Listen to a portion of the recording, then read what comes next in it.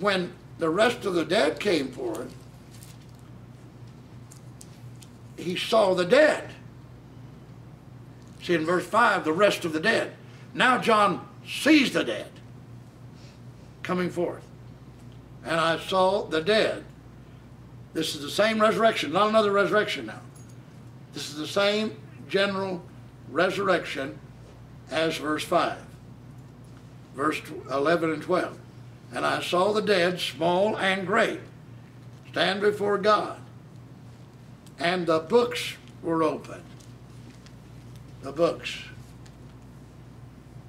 The books. Right here. I will be judged out of these books. Right here.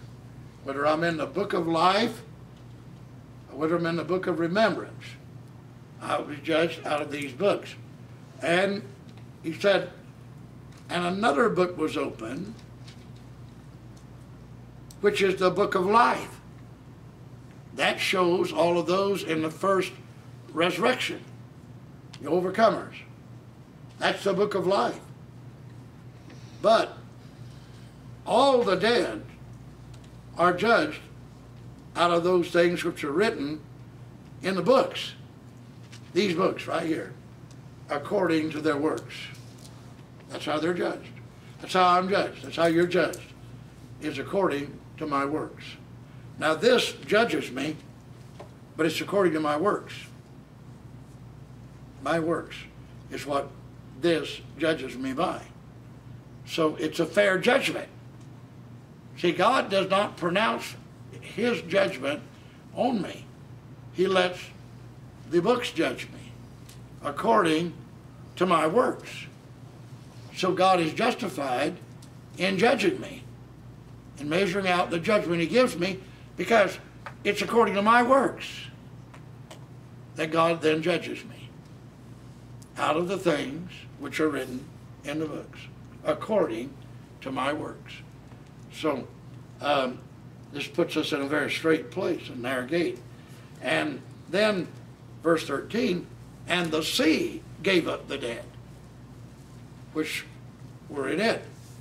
So, all right, the great population of the dead burst forth with the dead and resurrection, the sea. The sea. It's not the Gulf of Mexico. It's not the Caribbean. It's not the Atlantic.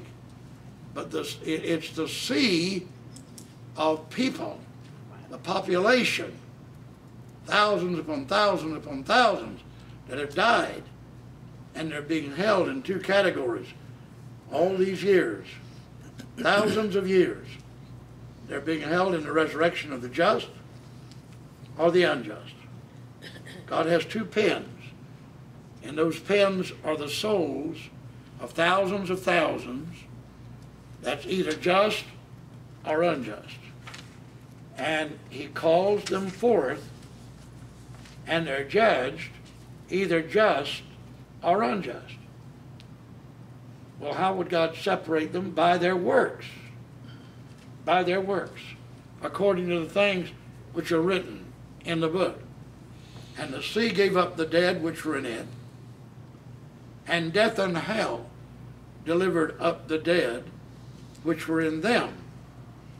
Death and hell is the religious systems that is spoken of previously in the 6th chapter of Revelation, in the opening of the fourth seal, isn't it?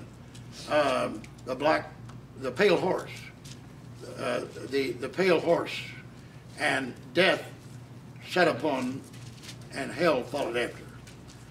In the book of Isaiah, the prophet Isaiah, is that Isaiah 28? They said they made a covenant with death, yes, and with hell they were at an agreement. See, death and hell are religious systems.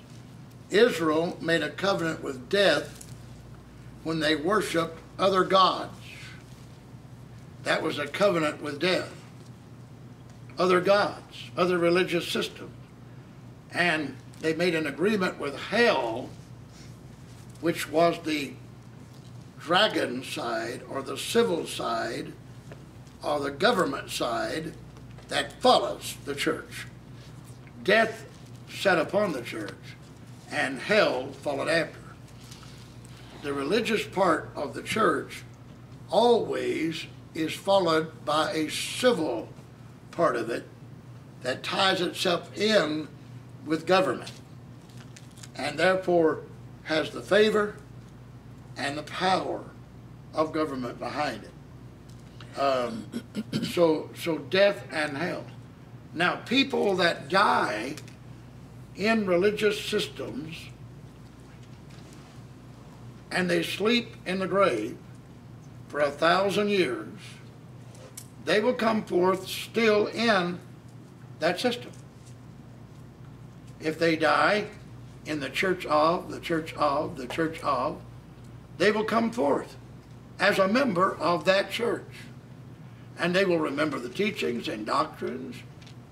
And the ministers of that church will try to start another church like that over there in the new earth. And that's when Satan goes forth and deceives the nations. Because they come forth, Ecclesiastes 11:3 said, as the tree falleth, if it falleth to the north, or if it falleth to the south, as the tree falleth. And we're called trees in the Bible. You and I are a tree. We're called trees. Trees of the field, clap your hands. O trees of Israel, rejoice. I'm either a fruit-bearing tree with fruit of righteousness. I'm a fruit-bearing tree of the knowledge of good and evil. See, there was a tree of life in the garden, and there was a tree of the knowledge of good and evil. I'm either a tree of the knowledge of good and evil, or I become a tree of life. I have a choice. I have a choice. I can become a tree of life, or I can become a tree of the knowledge of good and evil. And that's what I'll be. I'll be a tree, but I'll have the wrong fruit. I'll have the wrong taste. And so death and hell will deliver up the dead in this resurrection. And when I come forth over there, I'll come forth, if I die in death, the church of death, for the soul is not made alive, soul is not quickened by the word of God, then I will come forth in that death element, tied to hell. And death and hell will give up the dead, which are in them. All these thousands upon thousands upon thousands of people will come forth on the earth. Thousands of thousands. And they will be judged as being just or unjust. Now you find this term just and unjust in St. John 5, chapter 5, 28 and 29. Marvel not at this, Jesus said, the hour is coming in which all that are in the graves shall hear his voice and shall come forth. They that have done evil shall come forth to the resurrection of the unjust. They that have done good shall come forth to the resurrection of the just. The grave does not settle a thing. I use that little saying, you don't live like a cow, die a horse, and resurrect a pig. You know, or vice versa, or whatever. The grave does not change you. There's no change in the grave. There's no work in the grave. There's no wisdom in the grave. The dead praise not the Lord, neither any that go down into silence. See, the grave is silent. Nothing there. Nothing going on. There's no fire burning in the grave where you're roasted like a marshmallow.